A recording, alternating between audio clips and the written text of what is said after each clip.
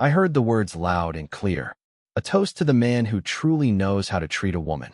She lifted her glass, and the crystal caught the light as cameras popped all around her.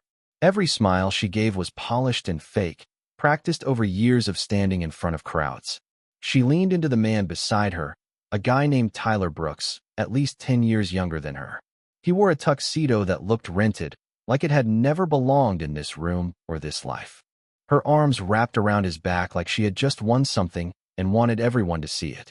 There were about 300 people packed into that ballroom, and they clapped like they were at a wild bachelorette party instead of a $10 million charity gala. Some even whistled.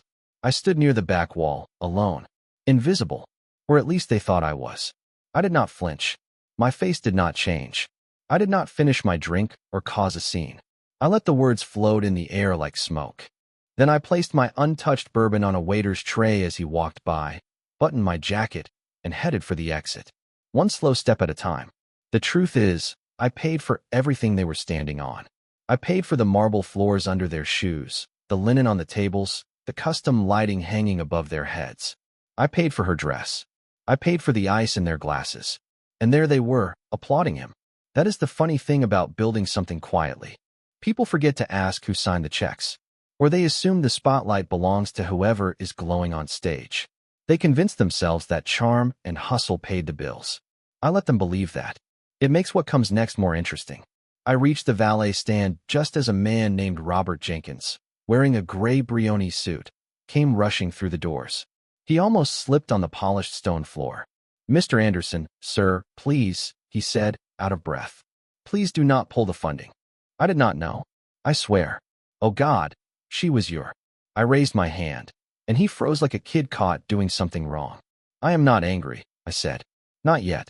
I did not even look at him. My car pulled up quietly. Matte black. Nothing flashy. The driver stayed put. He knew better than to open the door for me. I stood there just long enough to hear the murmurs start behind us. Someone turned toward the doors. Another guest checked their phone. The cracks were already forming. If you are still listening to this story right now, you might consider subscribing. Most people do not, but it helps the team keep telling stories most men never say out loud. I slid into the back seat and gave a single nod. As we drove away, the marquee behind us still glowed in gold letters. The Ascension Fund Gala. Celebrating men of integrity. I almost laughed. Almost. Here is what I learned after 17 years of putting other people in the spotlight. There is nothing more dangerous than a man who owns the room and chooses not to be seen. My wife, Emily Anderson, used to call me boring. She said I had no spontaneity. Said I was too calm, too calculated. She thought because I did not raise my voice, I did not feel anything. She was wrong. Silence is not emptiness. Silence is strategy. She never asked where the money came from. Never wondered why donor board meetings were not on her calendar. She assumed she was rising because she deserved it. That her network loved her because she was charming. That her lover had power because he walked like a man who had already arrived. That night, she toasted him on my money, on my stage, inside my building. What she did not understand was that I was not leaving in shame. I was stepping back and letting gravity take over. A chandelier looks beautiful until the wire holding it up quietly disappears. And by morning, everyone would know who cut it. That gala did not exist until I created it. Not the name. Not the venue, not the funding. The original paperwork still sits in a fireproof folder inside a safety deposit box I opened 19 years ago. That was 6 months before the first benefit dinner, back when Emily still asked my opinion on centerpieces and keynote speakers. Back when she asked anything at all. The Ascension Fund started on my father's old letterhead. My legal team rewrote it into a clean, modern limited liability company. It quietly routed donor-advised funds from 3 family trusts. I kept my name off everything, not out of humility, but for control. When your name is on something, people expect access. When you are invisible, they assume they are in charge. Emily never questioned why the board would not vote without checking Markhill's position. She never found it strange that her requests were approved before she even sent them. She never noticed that the consultant she was now sleeping with, Tyler Brooks, had once been removed by that same board for unethical lobbying. Back then, he was desperate. Now, apparently, he was a man who knows how to treat a woman. I hope she enjoys the irony. Emily always believed she was the star. She would say things like, "They love my energy," or "I was born for this work," while posing for photos with Fortune 500 executives. Every one of them knew exactly why she was seated at their table. She thought charm was currency. It was not. It was camouflage. The truth is, I wanted her to shine. I wanted her to feel powerful. It made everything smoother. She got the cameras, the applause, the flattering articles. I got results, quietly. But over the past year, things changed. She started showing up late to strategy meetings, when she bothered to come at all. She called my assistant to help. She once rewrote a press release to downplay a housing initiative I spent 2 years fighting for, just because it did not have enough star appeal. Then came the consultant. Loud, tall, rejected by the board. And somehow, he was now standing beside her, smiling, while she walked over everything I built. I first noticed him hanging too close to her at a donor brunch, standing just a little nearer than he should have. She laughed too fast, too easy. I did not react. I did not accuse. I watched. Not like a fool. Like a surgeon waiting for symptoms to show. 2 months ago, I asked her a simple question over dinner. "How is the new compliance review going?" She barely looked up from her phone. "I do not know. I talked to Daniel. That is his job now. I am focused on the gala." Daniel Reed. The same man she later raised a glass to. I finished my wine. My face did not change. But that night, after she went to bed, I called my estate planner. I asked him to pull up Clause 14 of the trust agreement, the one covering misuse of associated funds tied to public image and ethical alignment. It was not anger. It was procedure. By the time she ordered the gold-embossed programs for what she called the Galley of Gratitude, I had already started moving assets. Not pulling them out. Not yet. Just easing off the pressure. Cooling the engine. When a house starts to rot, you do not yell at the beams. You lift the floorboards. You cut the supports quietly. Then you let time and gravity do the rest. She turned a stage she did not build into a weapon. She toasted a man who could not afford the valet tips. And she never once stopped to ask herself a simple question. Whose gala is this, really? The answer was not printed in the brochures. It was in the foundation. And the foundation was me. Now the structure was unstable, and there is something strangely beautiful about watching a queen realize her castle is made of sand. At 11:45 in the evening, my assistant sent an email. The subject line was short and clean. Donor identification number 311. Request suspension. No one on that board had ever met me in person. Not officially. I was a name behind a blind trust. A line item buried in annual reports. But they all knew the number. 311 was the heartbeat of their funding. Quiet. Constant. Reliable. Every fiscal year, their projections assumed my contribution would arrive like it always had. Smooth. Silent. On time. Until it did not. The email itself was only 3 lines long. Effective immediately, donor identification number 311 requests suspension of all funding until a full review of executive ethics and board accountability is completed, as outlined in Clause 9 Section C of the grant agreement. Projected operational runway as of fourth quarter is 4.3 weeks. No signature. No emotion. No explanation. We did not threaten. We cited. We attached the clause, highlighted. Not that they needed it. Every board member worth their tailored suit had memorized Clause 9 Section C years ago. If a donor perceives a breach of ethical trust or public alignment, disbursement shall cease until internal audit and donor assurance requirements are satisfied. It was precise, surgical, and just like that, the engine stalled mid-flight. 2 minutes later, the read receipts started lighting up. One board chair opened the email while on a red-eye flight to New York.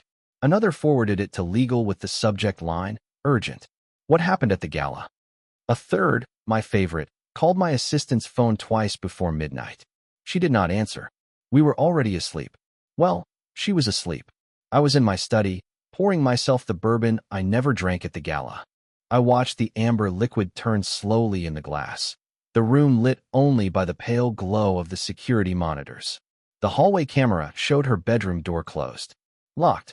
I wondered if she was texting him. Asking why the gala chair suddenly looked panicked after her toast.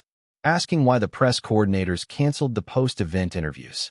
Asking why 3 sponsors had already requested financial assurance documents before confirming their next quarter contributions. She would not understand yet. She was still writing the applause.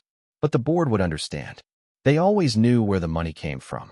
And more importantly, they knew what happened when it stopped. I did not send a statement on letterhead. I did not call an emergency meeting. There were no speeches, no warnings. Just one email, 3 lines, and the quiet click of a pause button no one had ever seen used. The real pressure would not come from missing money. It would come from the silence. No monthly calls from me to the chief financial officer. No automatic wire transfers. No donor gallery recap receiving my usual one-line response. Silence, applied carefully. They had weeks, only weeks, before layoffs began, before journalists started asking questions, before the next audit uncovered inconsistencies tied to her rebranding of funds toward influencer outreach and luxury venue upgrades. The irony is, I could have ended it months ago. I could have pulled everything the night she laughed into a microphone and claimed another man knew how to treat a woman. But fire is loud. I did not want ashes. I wanted a pause so sharp and so long it echoed louder than any explosion. Something they would feel in their bones. Something she would not recognize until it was already too late. The kind of silence that makes people ask, what changed? The answer was simple. Me. Monday morning. 8:03 Meridium. A handful of luxury sport utility vehicles and black sedans rolled into the private lot behind the foundation's glass headquarters. No valet. No catered breakfast.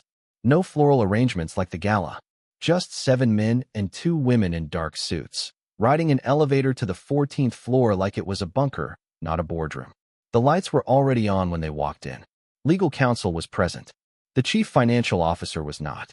And neither was the woman who, 48 hours earlier, raised a glass to her lover in front of a $10 million donor network. She had not been invited. The chair cleared his throat. No one spoke. Finally, the head of strategy broke the silence.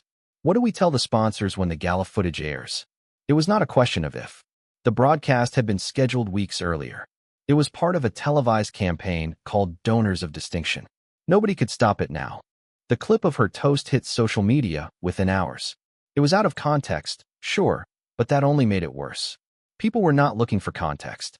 They were looking for blood in the water. And there it was. Emily Carter, smiling wide, standing next to a man with teeth too white and a tuxedo stretched too tight, declaring him the definition of a real man.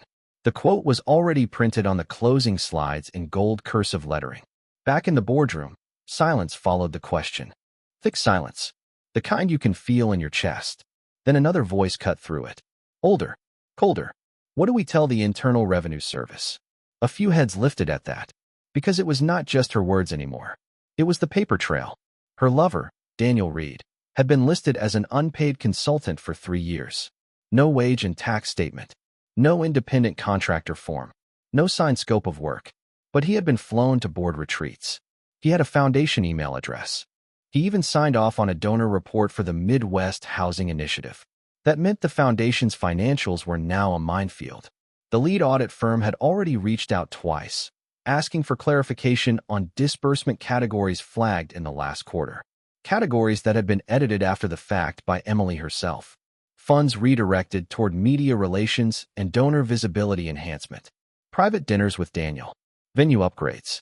And that last-minute retreat to Tuscany she claimed was for executive culture recalibration. Every line item was now under review. No one said her name. Not once. But her face was everywhere. On the donor gallery pamphlets. Inside the thank you packets. On the custom step and repeat backdrops still leaning against the hallway walls. And worst of all, in the broadcast clip sitting in the network's internal distribution queue, time-stamped and ready to air. Then the chief financial officer spoke. His voice was flat. We have until Thursday to submit supplemental documentation if we want to avoid a delay in our operating grant. If the footage airs before we respond, we lose narrative control. That word bounced around the table like a loose bullet. Narrative, because that was the real currency. Not money. The story. And the story was falling apart. Not because of theft. Not because of fraud. But because the man who made it all possible, the man they never asked to speak, never put in a brochure, never thanked by name, had walked out of the gala without a word. And everyone saw it. The chair leaned forward. We need a statement. Clean. Professional. No mention of internal disputes. Focus on the mission. A junior executive took a risk. Should we include her in the next round of media appearances? The look he got aged him 5 years on the spot. No. someone muttered. She is not part of this conversation anymore. She did not know it yet, but in the span of 1 hour behind closed doors, she had gone from public face to silent liability, and the machine she thought she controlled was already learning how to operate without her. By Friday afternoon, the dominoes were not falling. They were crashing. 3 national sponsors ended their partnerships with one-line emails. Cold. Precise. No room for interpretation. No room for negotiation. They did not mention ethics or leadership concerns. They simply cited the clause allowing early withdrawal in cases of reputational misalignment. That phrase was doing a lot of work that week. The 4th sponsor did not bother being subtle. They demanded a full refund. Immediate.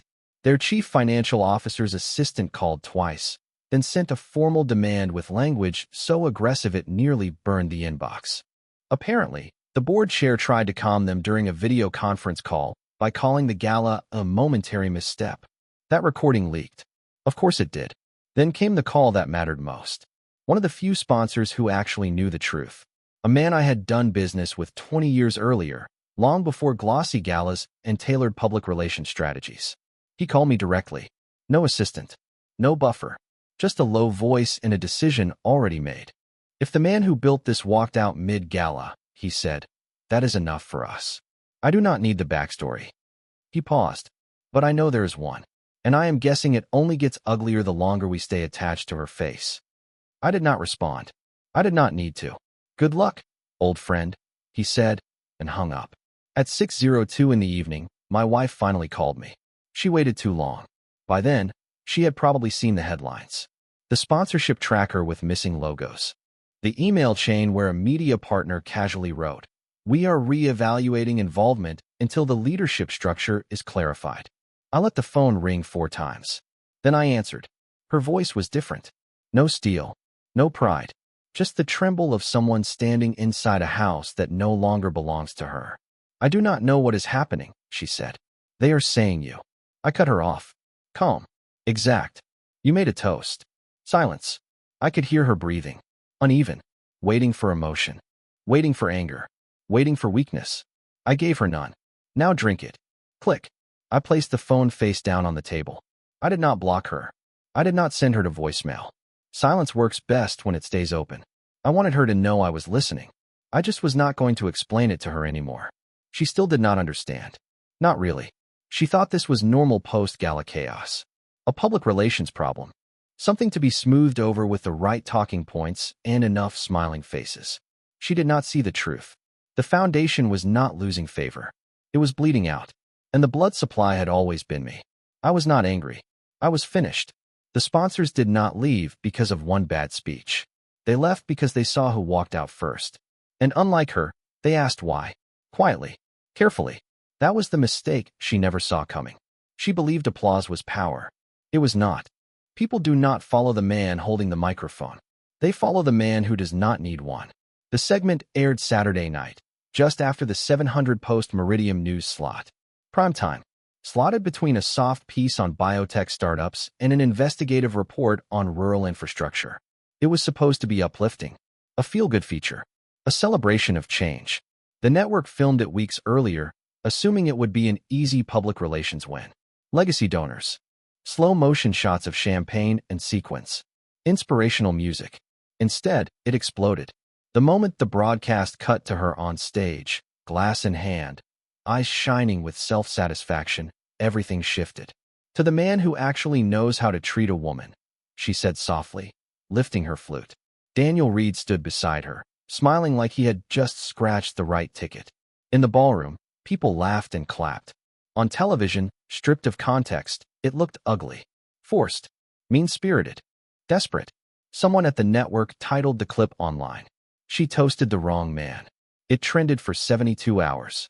A shortened tag followed it everywhere. Videos stitched together with burning bridges, collapsing mansions, ironic love songs.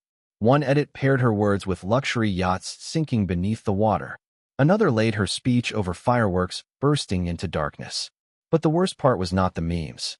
It was the comments. Her inbox was flooded by midnight. Thousands of messages. Some cruel. Some mocking. Some from people she had not spoken to in years. "You were always climbing. Now that the ladder is gone, how is the view?" He built it. You posed in front of it. She tried damage control. She called the network. No answer. She called a former board member. He had already pulled away. She sent a mass email to her usual media contacts. Silence. When she called me again, the phone rang 6 times. I did not answer. She tried my assistant. Straight to voicemail. The one person who always answered her was gone. Around 1:30 in the morning, she opened the foundation website. Maybe she was looking for comfort. Maybe reassurance. Maybe she just wanted to see the banner she once curated herself. The image carousel no longer included her. Gone were the photos from last year's summit. Gone were the board spouse profiles. Gone was her quote about legacy and compassion. Her name was missing from the leadership page. The cached version still showed it. The live site did not. She refreshed the page 3 times. Still gone. The next morning, an executive from one of the now defunct regional chapters posted on LinkedIn. When your silent partner is humiliated publicly, do not be surprised when your foundation collapses privately. It went viral. By Sunday evening, news anchors were laughing quietly during broadcasts, calling it a cautionary tale. A woman who misunderstood where power lives. A masterclass in branding yourself off someone else's balance sheet. She texted me one last time. Can we talk, please? I did not respond. There was no need. This was not revenge. It was gravity. She threw herself into the air, assuming the stage would hold her. Stages do not float. Not without the man who built them. She arrived home just after 11 post-meridium on Sunday, still wearing the same dress from the brunch she had not been invited to. Her hair curled too tightly. Makeup smudged at the edges. Reality was catching up, but she still did not know how far the fall went. The gate did not open. She pressed the remote twice. The red light blinked. No sound. She frowned, reversed, and opened the security app on her phone. Access revoked. She stared at the screen like it was a mistake. She buzzed the call box. No answer. Not because no one was home. Because it was programmed to ignore her. I had set that earlier in the day, sipping coffee in my study. Her name was removed from the permissions database. Retina scan deleted. Fingerprint access rewritten. Facial recognition disabled. When I say I built the house, I mean it. I chose the land. Approved every blueprint. Wrote the smart system logic myself. She used to tell her friends the house had come together naturally. I let her believe that. Now she could not open a single door without permission. Eventually, the housekeeper buzzed her in manually. One of the few staff members still loyal to her, maybe out of pity. I imagine her face when the door opened. The house was dark, cold, silent. Half her wardrobe was gone. Not trashed, not tossed into bags. Just gone. Removed carefully. Folded neatly. Already delivered to her new apartment downtown. I paid 3 months in advance. Not out of kindness. Out of closure. I am not cruel. I am finished. When she stepped into the kitchen, the only light on was the soft glow above the island. Sitting there was a single leather-bound folder. No lock. No drama. Just a clean stack of papers held together with a silver clip. A pen rested beside it. On the cover, in my handwriting, were a few simple words. Per Clause 6 Section B, this property was never community. The deed remains in trust. Inside was the full document. Reissued. Notarized. Verified 3 days earlier. It referenced the Carter Family Trust, the original structure that purchased the home in 2007. She never noticed back then when I insisted on handling the title myself. I hate paperwork, she had said during closing, handing me the pen. Whatever is faster. Attached was a certified copy of the deed. Her name was not on it. It never had been. The kitchen clock ticked loudly in the quiet. She walked down the hallway and tried the main bedroom door. Locked. The guest room was stripped bare. Closets were half full, reorganized. My shirts were gone. My cufflinks. My books. The safe behind the office painting had been removed entirely. She called me again. I let it ring. She sent a single message. What is this? No response. The house did not recognize her anymore. Monday morning, she tried her key fob at the garage. Nothing. She called the security company. There must be a mistake, she said. They were polite. Professional. They explained that the primary account holder had updated all access permissions and declined to authorize secondary entry. She did not scream. Not yet. What came first was disbelief. The slow realization that the home she hosted dinners in, filmed interviews in, built her image from, was never hers. I gave her the illusion of permanence. She toasted another man on my stage. Now she would learn what it feels like to sleep in a place that no longer knows your name. It began with a silence she could not explain. Not all at once. Slowly.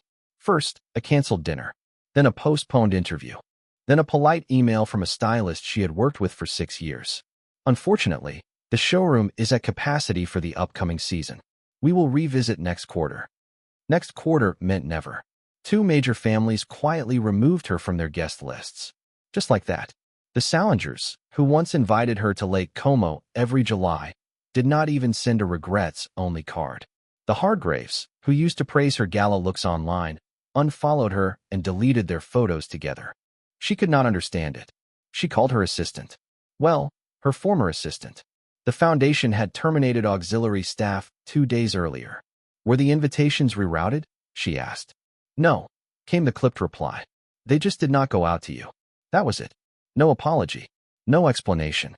When power is borrowed, no one explains when it is revoked. She opened her social feed. Checked her tagged photos. Images disappeared. Posts were untagged. Memories erased. It was like someone was quietly editing her out of her own life. Then the rumors started. Whispers at lunches. Murmurs in boardrooms. Side comments on charity circuits. She was just the face. He built everything. She did not even have signing authority. Why do you think the gala collapsed when he walked out? One former friend, a woman she used to brunch with every week, was overheard telling her Pilates instructor, "That girl never knew the chessboard. She just liked the outfit." Midweek, an anonymous opinion piece appeared in the Chronicle. No byline. No sources. Just brutal clarity from someone who knew the structure from the inside. When the architect of a foundation is mocked by the mouthpiece he built, the structure fails. Not from outside attack, but from betrayal of the silent partner who held it upright. The gala deserved better. So did the donors. She read it 3 times. Then a 4th. It never mentioned her name. It did not need to. The comments said the rest. Knew she was fake the moment she toasted that clown. The real donor walked out. That was all anyone needed to see. You do not bite the hand that feeds the whole city. She tried calling Daniel Reed. Voicemail. She called again. No answer. The next day, she sent a short message. Where are you? I need you. No reply. What she did receive a few hours later was a message from a mutual contact. A screenshot of a newsletter from a boutique consulting firm overseas. We are proud to welcome Daniel Reed to our leadership team in Copenhagen. She stared at the screen. No warning. No goodbye. Not even a forwarded itinerary. The whispers said he accepted the offer 10 days earlier, shortly after the gala aired. He did not even clear out his apartment. He just left. Why would he stay? He got what he wanted. Exposure. Access. A brief taste of relevance. She was never the main event. She was the velvet rope. Now the rope was fraying, and no one reached for her hand. She was not just removed. She was being erased. The letter arrived in a plain white envelope. Red stamp across the top. Certified. Signature required. No branding. No decoration. No hint of what waited inside. She was sitting at the kitchen island of the downtown condo. The one I had already paid for. 3 months in advance. She just did not know that yet. The apartment was clean and modern, almost too clean. Quiet in a way she was not used to. No assistant moving papers. No deliveries coming and going. No phone lighting up with messages that needed answers. She opened the envelope with a cheese knife. Inside was a single page. Heavy paper. Thick enough that it felt serious before she even read a word. The Ethics Review Committee has concluded. You are permanently barred from all Ascension Foundation affiliated events, media appearances, and partnerships. Effective immediately. No signature. Just the seal of the board. For 10 full seconds, she did not move. Did not blink. Did not breathe. The color drained from her face. Then she read it again, slower this time, like the words might soften if she gave them another chance. They did not. She grabbed her phone and called the board chair. He answered on the 3rd ring. Please, she said. You cannot do this. I can fix this. I will step back publicly. I will issue a statement. I will. He stopped her. His voice was calm, measured, like someone who had practiced the speech. You did not just insult the donor. She froze. The line stayed quiet long enough for the words to sink in. You tried to replace the foundation, he continued, with a performance. With a man who cannot balance a quarterly report, let alone carry a legacy. I did not, she started to say. He cut her off again. You gambled the credibility of the entire institution on a spotlight. You turned a philanthropic organization into your personal red carpet. There was a faint clicking sound on his end. A pen against a desk. Let me be clear. You are not suspended. You are not on leave. You are finished. There will be no appeals. No mediation. No return. The call ended. She sat there, phone still in her hand, breathing shallow and uneven. The letter shook between her fingers. Barred. Not just from events. From everything. In one moment, years of curated appearances vanished. The donor lounges. The staged interviews. The polished photo shoots for annual reports. Gone. Not questioned. Not debated. Erased. There would be no more. Let us circle back. No more foundation gift bags. No more gowns chosen 6 months ahead of time. No more borrowed authority from standing near power. The call she planned to make would not be answered. The people she thought would defend her were already standing with the future. And the man she toasted had already disappeared. She looked at the paper one last time. Her name printed cleanly in the center. You are permanently barred. She was not just removed. She had been declared irrelevant. Officially. Publicly. Permanently. 2 weeks later, the hall stood empty. No music. No laughter. No champagne glasses clinking while expensive smiles held steady under stage lights. Just quiet. The kind of quiet where you hear the air system and your own thoughts at the same time. The new gala chair met me at the entrance. Younger guy. Nervous energy.